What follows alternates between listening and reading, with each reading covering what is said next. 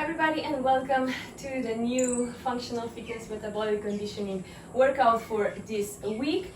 And today we're gonna go through all the exercises we are actually doing in the workout that is coming on Friday, right? So I'm gonna break the workout in two parts. So first part is gonna be tutorial, where we're gonna actually go through the proper form modifications, and then over the weekend, Friday, you're gonna see my full-time workout uploaded. Okay, all right, so let's go through it. Of course, if you want to, you can do this on your own today, tomorrow, whenever you want, and then repeat it with me, and you see where you at fitness level. It's up to you. Okay, so the first exercise in today's workout is gonna be plank hold. However you wanna hold the plank, it's up to you. I like to hold it on my hands, and here are a few key points that you have to pay attention. So your hands are below your shoulders, yeah, and then you're squeezing your core, you're pulling your belly button towards the spine. You can also activate every muscles if you want to. You can squeeze the glutes, pressing the legs back, heels back. You can also push your hands away from the ground and you really squeeze it like this, and you hold it for 1 minute. If you want to, you can also go into the extended plank. Those who are into the more high fitness level, you can also go into the elbow plank, whatever actually suits you best. Make sure that you don't drop in your hips like this, and you are not like this as well. All right, when you drop your hips like that, it can hurt your spine. It's too much pressure on your spine. So make sure that you're activating your core, you're pushing your hips up into one straight level. If your hips will be too high, then your core won't be activated, okay? So these are all the tips for your plank hold. If you need to, of course, you can pause it on your knees and then come back up. We're gonna hold it for 1 minute, okay? Beginners, you just break it down, you hold it as long as you can, rest, and then continue until the minute is over. Okay, exercise number 2 is gonna be a goblet squat. Here I have 2 times 6 kilos dumbbells, so 12 kilos. Goblet is position where we have the weight in the front. Okay, so you can also have it up on your shoulders like this, resting, and we're gonna brace our core, yeah, tummy tight, and you're gonna drop down into the squat. You can go below if you want to. It depends on your fitness level and how flexible you are and how your hips are doing. So again, inhale, brace your core, you go down, and exhale on the way up. Okay, so if you are having trouble going below your knees, you can also go like only like until here. Then I would say push your feet slightly outwards, brace your core, and then drop your hips below. In this way, you're gonna open your hips a little bit widely, and you'll be able to perform a little bit deeper squat. Make sure that you're not doing squat like this. Keep one straight line down, but also it depends how long your legs are as well. So this also affects our mechanics of the squat. So even you can go straight down, you can lean a little bit forward. It's totally okay, just as long as you're not doing squats like this, yeah? Okay, we're not doing anything like deadlifting or anything like that. We're just doing nice squat. If the goblet position is too challenging for you, you can simply just do the suitcase squat as well, which is like that. Okay, that's exercise number 2. Exercise number 3, we are doing push-up, jump into the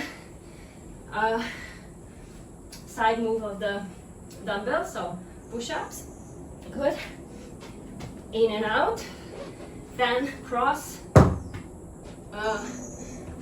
pull with your dumbbell.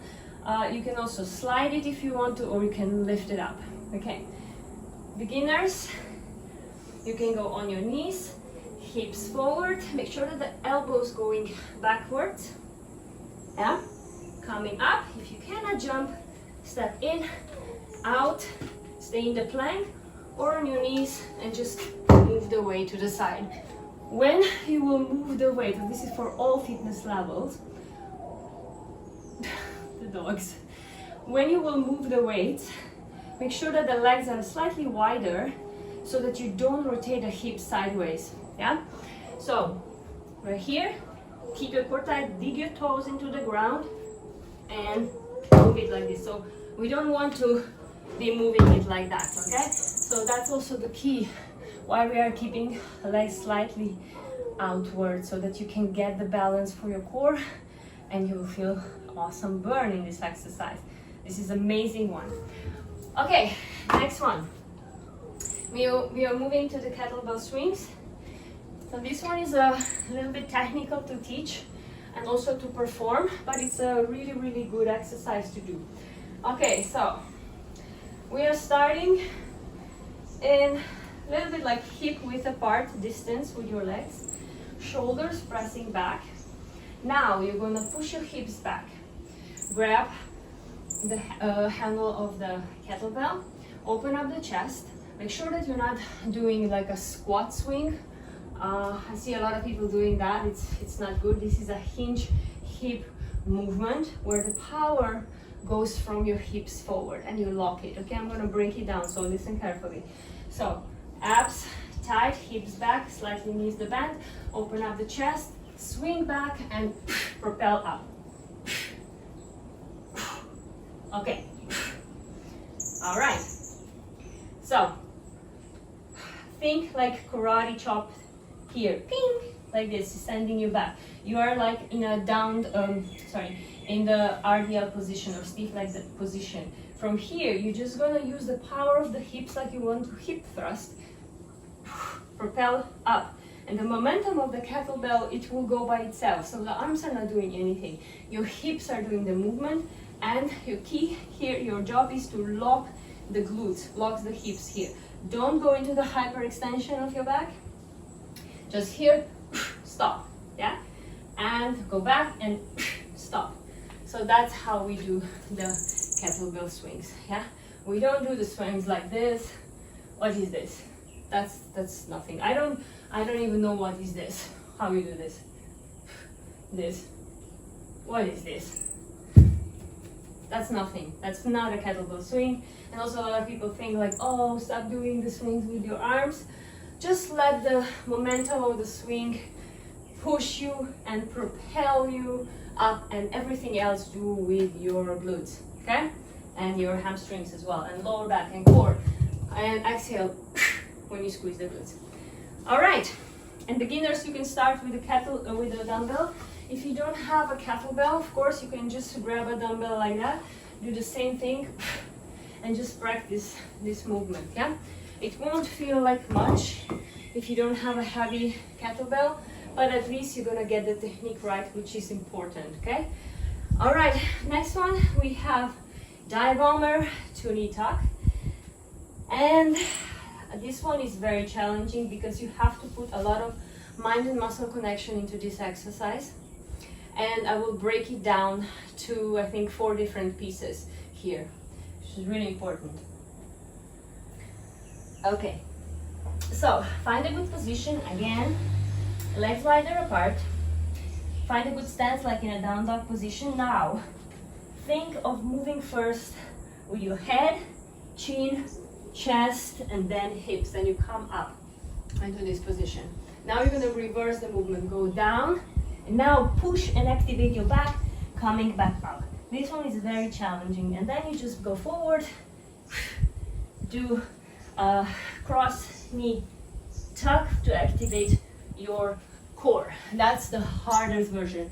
So the hardest version is when you do the reverse dive bomber or Hindu push-up, as we call it as well, because you really have to lower yourself down, so the shoulders will have to do a little bit of the work, and then you have to really activate your back to push yourself back up. So it's a very intense exercise. I love it because it's so fun to do, and once you master it, it's just enjoyable to do it because you can really activate your back.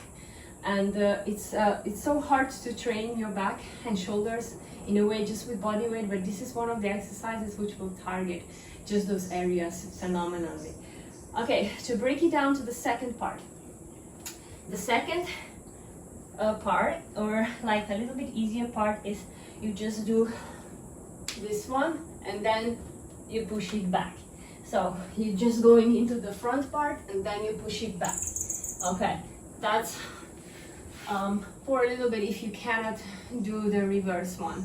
Okay, now we're going into beginner version from our knees. So from our knees is pretty much the same. So we go forward here and you reverse it. Yeah, so again, head, chin, chest, hips, and then hips, chest, chin, and head. Okay, and again, the fourth part for the beginner, you're just sliding forward and you do the movement. Sliding forward and you do the movement, yeah? And then I think the cross knee tuck, even beginner can do. Okay, so those are 5 exercises we are actually doing in this workout. Down in the description below and also here in the video you will see how many reps you're supposed to be doing, and we are doing this for 3 rounds in total, and just mark your time, how long it will take you. I already know my time because I already did this workout. So yeah, and that will be actually this weekend's workout. So this is a preview and the workout breakdown of the follow along workout, which will come to you on this Friday. Yeah, so I hope you enjoyed it, and yeah, don't forget to subscribe, like, comment, and let me know what you think. All right, ciao. And I do really hope that you're gonna like this format of the workout and the videos that I'm doing, because in this way I can actually help all of you. Those of you who are pretty new in the workout or new in the functional fitness training. So we have one part where I'm actually explaining to you the workouts that we're doing and the proper form and modifications. And then we hop together into the follow along training without any necessary interruption with explaining too much. So you can also train with me